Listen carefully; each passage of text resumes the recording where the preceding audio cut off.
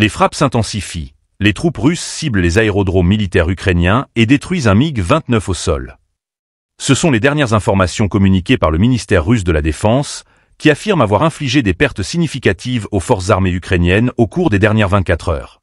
Ce nouvel épisode marque une escalade dans un conflit déjà particulièrement meurtrier.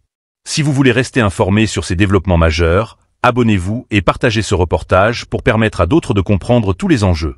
Dans un rapport détaillé, le ministère russe de la Défense a annoncé avoir ciblé avec précision des infrastructures militaires stratégiques en Ukraine. Les frappes ont visé des aérodromes, des concentrations de troupes et des équipements militaires répartis sur 149 zones distinctes.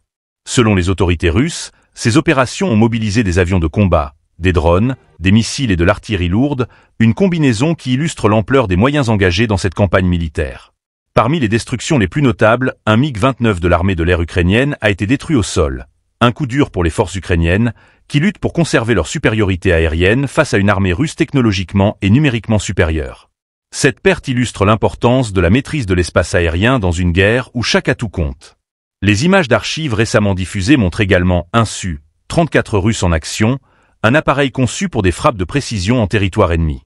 Ces chasseurs bombardiers, fer de lance des forces aérospatiales russes, jouent un rôle crucial dans ces opérations spéciales. Le recours intensif à ces avions sophistiqués témoigne de la volonté de Moscou de maintenir une pression constante sur les infrastructures critiques de l'Ukraine. Mais au-delà des chiffres et des communiqués officiels, ce conflit a un coût humain qui dépasse les statistiques. Les déclarations des prisonniers de guerre ukrainiens capturés ajoutent une autre dimension à ce tableau sombre. Selon des témoignages rapportés par les médias russes, les soldats ukrainiens font face à des conditions de combat extrêmement difficiles, souvent confrontés à des décisions drastiques de leurs commandants, dont certains auraient même adopté des pratiques décrites comme inhumaines. Alors que les affrontements se poursuivent, ces déclarations exacerbent les tensions et alimentent la guerre médiatique entre les deux camps. Si les chiffres avancés par le ministère russe de la Défense sont impossibles à vérifier de manière indépendante, ils s'inscrivent dans une stratégie de communication visant à démontrer la supériorité militaire de Moscou. Cette intensification des combats rappelle que le conflit entre la Russie et l'Ukraine est loin de s'apaiser.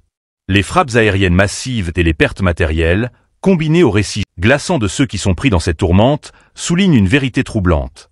Cette guerre se durcit, et ses répercussions continuent de se faire sentir bien au-delà des lignes de front.